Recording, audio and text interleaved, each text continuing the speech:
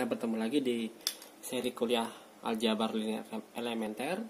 Ini adalah video ke-7. Pada video ke-6 kita sudah belajar tentang ruang vektor ya, khususnya ruang vektor berdimensi 2 dan berdimensi 3 ya. Yang berdimensi 2 kita katakan R2 ya, yang dimensi 3 kita katakan R3. Kali ini kita ingin mempelajari ruang vektor berdimensi n atau kita katakan Rn ya. N-nya tentu lebih besar dari 3. Kalau dari R2 ke R3, kita kemarin sudah pelajari bahwa sifat-sifat vektor atau karakteristik dari vektor di R2 dibawa ke R3 itu dengan mudah ya. Misalkan hasil kali titiknya dari komponen pertama dikalikan dijumlahkan dengan komponen kedua yang dikalikan, maka di R3 hal itu sama dengan menambahkan perkalian elemen ketiga. Jadi sangat natural ya. Nah, seperti yang kita lihat di papan ya. Kalau di R2 kan kalau komponennya 2, kalau di hasil kali titiknya adalah A1 B1 tambah A2 B2. Kalau di R3 komponen ada 3, maka kita cukup menambahkan komponen yang ketiganya aja. Ya. Nah, hal serupa kalau kita di R4, kita tinggal tambahkan komponen ke-4. Dan seterusnya kalau kita di R5, tambahkan lagi komponen ke-5. Hingga akhirnya kalau sampai di Rn, kita tambahkan sampai n buah komponen. Nah, kalau kita punya vektor di Rn, misalkan ini ya, A1 sampai An, B1 sampai Bn, 2 buah ya vektor A dan B. Itu kalau di R2 dijumlahkan cukup A1 dengan B1 dijumlahkan, A2 dengan B2 dijumlahkan. Nah, kalau n buah tinggal ditiru aja, seperti dari R2 ke R3, tinggal ditambahkan komponen selanjutnya ya, yang ketiga, yang keempat, sampai yang ke N. Jadi sangat natural ya. Kita mendefinisikan vektor Rn, itu sangat natural, itu penjumlahannya seperti ini. Demikian juga dengan perkalian skalarnya. Kalau kita punya bilangan real K, maka perkalian skalar dengan vektor A, itu kalau di R2 kan cukup dikalikan ke komponen 1 dan kedua ya. Nah, kalau di Rn, kita akan mengalir ke semua komponen dari yang pertama sampai yang ke N. Jadi, ini juga sangat natural ya. Seperti kita memperluas operasi pada R2 dan kita perluas ke operasi di R3. Nah, perluasannya cukup menambahkan satu buah komponen. Nah, ini kalau sampai N berarti kita tambahkan sampai komponen ke N. Nah, pada ruang vektor berdimensi 2 R2 atau ruang vektor berdimensi 3 R3, kita mengenal istilahnya panjang vektor ya. Nah, pada ruang vektor berdimensi 4 atau sampai Rn, panjang vektor itu sesuatu yang abstrak gitu. Kalau di dimensi 2 kita bisa lihat panjangnya ya seperti sebuah panah di papan tulis. Kalau di R3 seperti sebuah panah di ruang dimensi 3 ini ya. Nah, kalau di Rn, di R4 lah katakan, itu kita tidak bisa membayangkan lagi kayak gimana sih panjang vektornya. Nah, tapi seperti di penjumlahan dan perkalian skalar vektor di Rn, kita juga bisa mendefinisikan panjang vektor A, yaitu dengan memperluas definisi panjang vektor di dimensi yang lebih kecil ya, R2 atau R3. Jadi kalau kita punya vektor A, panjang vektornya kita definisikan sebagai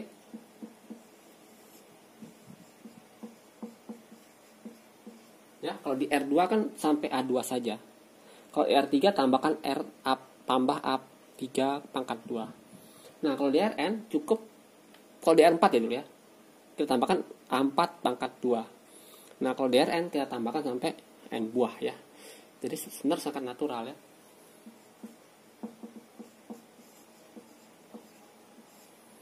Seperti itu. Ya. Nah, kalau kita lihat di panjang vektor di dimensi 2, dimensi 3, kita tahu bahwa ada 4 buah sifat ya. Yang pertama, panjang vektor itu selalu tidak negatif ya, atau non negatif.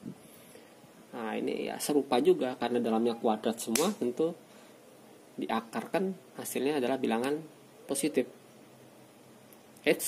hati-hati, jangan dibawa metode di SMA ya, bahwa akar dari sesuatu itu adalah plus minus ya. Enggak ya, akar itu selalu bernilai positif, itu definisinya. Jadi jelas ya. Dan sifat-sifat lain dari norma itu dipenuhi juga di Rn ya. Ya ini sangat wajar karena definisi cuma sekedar memperluas dari R2 ke R3. Ya sifat-sifat dari R2, panjang vektor di R2 itu terbawa ke sifat-sifat panjang di R3. Nah demikian juga di Rn satu terbawa. Oke, buktinya kalian baca di buku saja ya. Tapi ilustrasi seperti tadi ya. Kalau dia positif ya karena ini nggak mungkin negatif, mungkin dijumlahkan juga tidak mungkin negatif. Namun diakalkan tetap dia positif atau minimal 0 ya. Oke, kalau di ruang dimensi 2 atau ruang dimensi 3 kita punya 8 buah sifat ini ya. Jadi asosiatif, komutatif, tanda penjumlahan ya.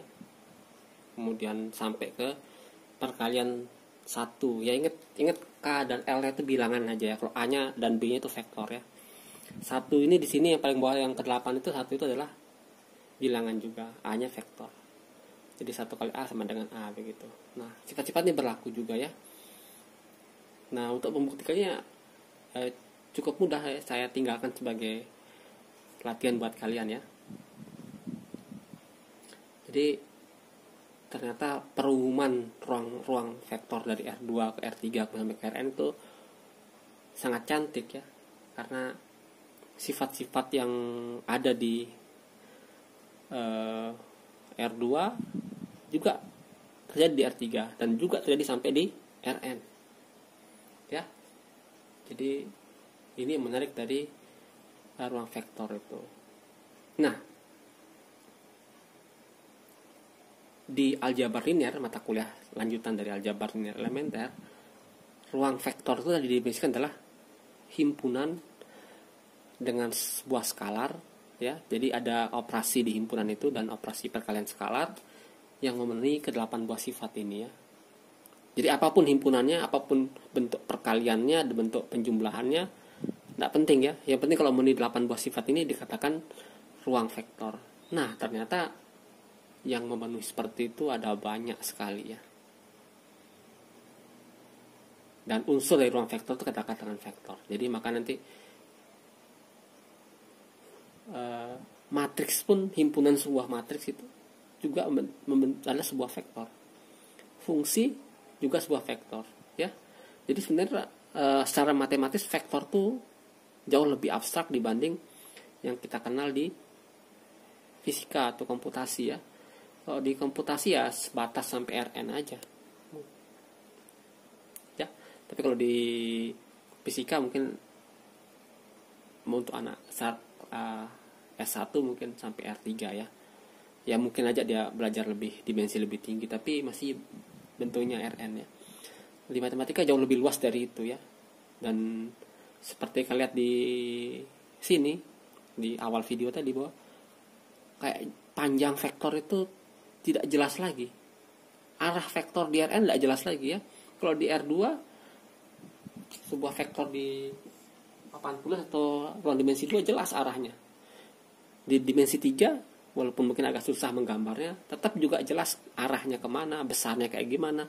Tapi kalau sudah di Rn itu tidak jelas lagi. Bayangkan ruang vektor yang isinya adalah fungsi-fungsi atau isinya adalah polinom, kayak gimana panjang vektornya, kayak gimana arah vektornya, itu nggak jelas ya. Jadi vektor di matematika itu tidak lagi mengenal istilah panjang dan arah ya. Walaupun panjangnya tetap bisa kita cari ya, bisa kita definisikan dengan satu buah hasil dengan hasil kali titik ya. Nah, seperti yang dibahas di awal tadi bahwa hasil kali titik di Rn itu definisikan seperti ini. Jadi per komponen dikalikan kemudian semua dijumlahkan ya. Jadi tetap hasil kali titik itu hasilnya adalah suatu skalar atau bilangan ya, bukan vektor lagi. Dan di Rn tidak dikenal hasil kali silang. seperti halnya di R2 atau R3, 4 buah sifat utama hasil kali titik ini adalah seperti ini ya. Bisa dibuktikan sendiri dengan definisi hasil kali titik, kita akan bisa buktikan bahwa pasti berlaku seperti ini ya. Contohnya kalau untuk komutatif ya, ini tinggal ditukar ya posisinya ya, hasilnya bakal sama. Atau kalian dotkan B.A, hasilnya adalah B1A1 dan seterusnya sampai BNAN ya. Karena bilang real komutatif perkaliannya bisa ditukar, jadi ini berlaku ya. Dan kan bisa buktikan lagi untuk yang lain juga. Nah contohnya ini ya, kalau A.A maka jadi A1 juga, ini jadi B jadi A2, ini jadi AN ya. Jadi ini kuadrat, A1 kuadrat, A2 kuadrat sampai AN kuadrat. Pasti hasilnya tidak negatif ya. Jadi sebenarnya sifat-sifat ini otomatis berlaku ya. Nah, sedikit spoiler, kalau di ruang vektor yang abstrak yang punya orang matematika, maka hasil kali titik itu tidak mesti bentuknya seperti ini ya. Karena nanti bentuknya bisa suatu vektor dikalikan matriks dikalikan vektor lagi ya, kayak gitu ya, dengan matriks tertentu seperti itu. Dan bisa juga yang lainnya. Dan hasil titik di ruang vektor secara umum yang penting adalah memenuhi ke 4 buah sifat. Jadi hasil kali titik yang abstrak itu yang penting memenuhi ke 4 sifat ini ya. Tidak penting lagi bentuknya kayak gimana, yang penting memenuhi 4 buah sifat ini. Dan itu adalah hal yang abstrak. Bayangkan gimana kalau fungsi hasil kali titik 2 buah fungsi kayak gimana. Tidak jelas ya. Fungsi tidak punya komponen seperti ini. Akibatnya hasil titiknya yang kalau didefinisikan seperti ini jelas tidak memungkinkan. Akibatnya pada ruang yang abstrak hasil titik didefinisikan sebagai operasi dari Rn cross Rn ke skalarnya. Ya, ke ruang vektor cross ruang vektornya ya, ke skalarnya ya. Yang memenuhi ke 4 buah sifat ini. Nah, sebagai penutup, kalau di ruang vektor berdimensi 2 atau berdimensi 3, kita bisa mendefinisikan sudut antar 2 buah vektor ya. Sangat jelas ya. Sudutnya seperti itu ya. Nah, kalau ruang dimensi 4 kayak gimana sudutnya? Bentuk vektor sendiri tidak jelas, apalagi sudutnya kayak gimana ya. Tapi menariknya kita bisa definisikan sudut antar 2 vektor itu seperti pada R2 R3 ya. Jadi sudut antara A dan B, misal cos theta ya, itu kita definisikan sebagai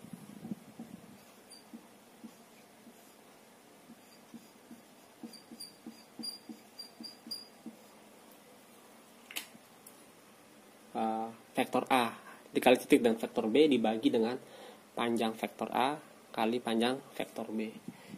Segitu aja kita definisikan. Dan ini akan memenuhi sifat-sifat sudut ya, yaitu sifat-sifat cos ya, itu pasti besarnya ini tidak mungkin lebih dari 1 ya, atau tidak mungkin kurang dari min 1, seperti itu.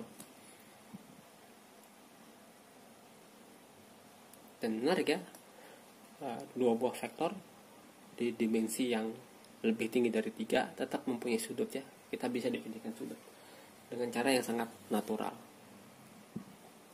Oke, yang kedua adalah proyeksi suatu vektor A pada vektor B ya. Jadi kalau kita punya vektor A, vektor B, kita punya proyeksinya ya. Ya, ini adalah proyeksi dari A. Saya namakan A aksen ya. Ini kalau di dimensi 2, dimensi 3 ya jelas ya. Tapi kalau di dimensi yang lebih tinggi, yang di dimensi yang lebih tinggi dari 3 itu tidak jelas karena gambarnya sendiri kita nggak tahu ya. Tapi tetap bisa kita definisikan dengan konsep serupa di R2 R3. Itu bahwa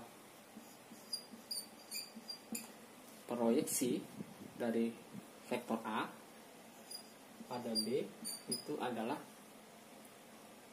hasil kali titik A dan B ya, dibagi panjang B kuadrat ya, dikalikan B. Ya artinya proyeksi A pada B adalah pelipatan dari vektor B ya. Pelipatan sesuatu kali vektor B, entah pelipatan itu pecahan atau bilangan bulat ya. Kalau pecahan berarti ini kurang dari 1 ya. Jadi intinya A akan adalah kelipatan B. Berapa kelipatannya adalah yang ini ya. Jadi kita bisa definisikan juga proyeksi vektor B pada A. Demikian juga dua vektor di dimensi Rn dikatakan ortogonal kalau hasil kali titiknya sama dengan 0. Jadi tidak perlu kita perhatikan lagi gimana tegak lurusan di Rn ya, ruang berdimensi n yang lebih besar, n yang lebih besar dari 3. Cukup kita definisikan sesuai sifatnya di dimensi yang lebih rendah, yaitu dimensi 2, dimensi 3 ya. Hasil kali titiknya sama dengan 0. Kalau di Rn kita perlu lihat, kita lihat hasil kali titiknya aja ya. Nah, bedanya apa? Kalau di R2 ya, vektor yang terus pada B. Jadi kalau kita punya vektor B yang terus pada B itu ada berapa? Ada banyak sebenarnya.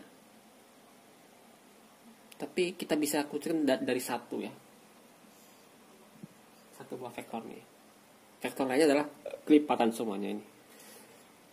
Jadi semua vektor yang terus pada B itu membentuk suatu garis ya. Kalau di R3 dia membentuk suatu bidang. Nah, di R4 dia membentuk suatu ruang berdimensi 3 ya, dan seterusnya seperti itu.